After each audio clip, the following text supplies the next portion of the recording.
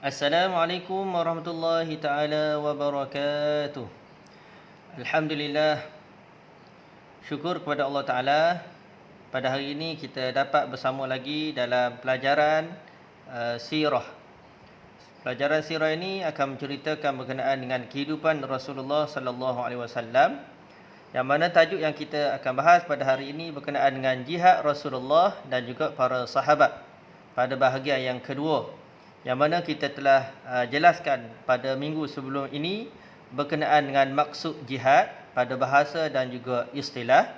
Dan juga pada minggu lepas juga kita jelaskan sebab kenapa Islam membenarkan kita berjihad. Dan pada hari ini kita akan masuk pula berkenaan dengan apakah dalil jihad itu sendiri dalam Islam.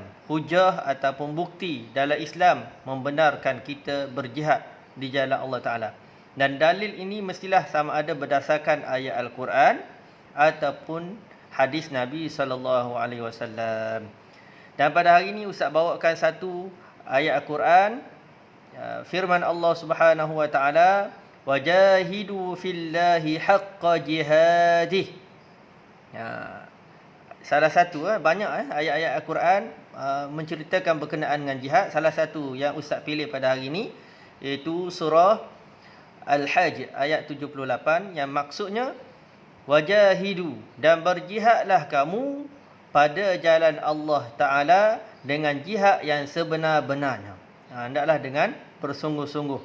Allah perintahkan kepada kita dalam ayat ini supaya kita berjihad, berjuang, bersungguh-sungguh pada jalan Allah Ta'ala dengan jihad yang sebenar-benarnya. Ini bukti yang jelas daripada Al-Quran yang memerintahkan supaya kita berjihad di jalan Allah Subhanahu Wa Taala. Bagaimana kita telah terangkan maksud jihad pada minggu sebelum ini. Kedua, kita lihat pada hari ini berkenaan dengan bahagian jihad. Beberapa bahagian, iaitu ada dua bahagian. Untuk jihad ada dua bahagian. Pertama, jihadul asghar. Cuba sebut jihadul asghar. Maksud dia adalah jihad kecil. Bahagian yang kedua jihad iaitu jihadul akbar. Cuba sebut jihadul akbar, iaitu jihad besar. Ada dua bahagian jihad.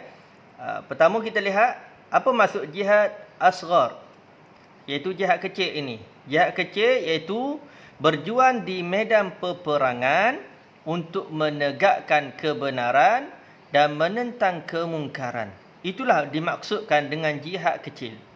Iaitu kita berada di medan peperangan untuk menegakkan kebenaran. Iaitu apa? Mempertahankan Islam.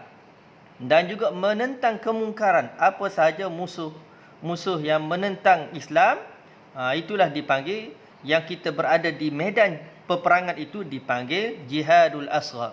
Orang pergi berperang, bawa pedang, ataupun sekarang ni ada senapan, pistol, ada bom, itu dipanggil jihadul asghar, jihad kecil, yang orang yang berada di dalam medan peperangan.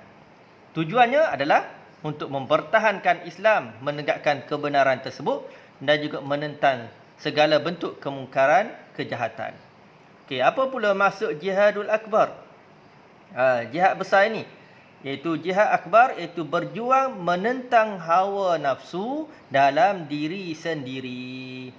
Jihad besar ini adalah pada diri kita sendiri, iaitu dalam diri kita, kita menentang hawa nafsu, kita melawan godaan syaitan dalam diri kita, itu dipanggil jihad akbar, jihad besar. Jihad besar kerana kita lawan godaan syaitan, kita lawan hawa nafsu. Siapa-siapa yang berjaya lawan hawa nafsu dia, yang suruh buat keburukan, suruh buat jahat, dan godaan syaitan, siapa yang berjaya melawan godaan syaitan yang suruh buat jahat itu, pasti dia akan berjaya dalam hidup dia di dunia dan akhirat. Dan orang yang berjaya melawan hawa nafsu dan godaan syaitan ini adalah orang yang berjaya dalam hidup di dunia dan juga akhirat, dan juga dia akan mendapat balasan ganjaran yang dijanjikan oleh Allah Ta'ala. Bila nafsu menyuruh kita buat satu kemungkaran, satu benda buruk, benda jahat, kita lawan, itu dipanggil jihad akbar, jihad besar. Jihad besar.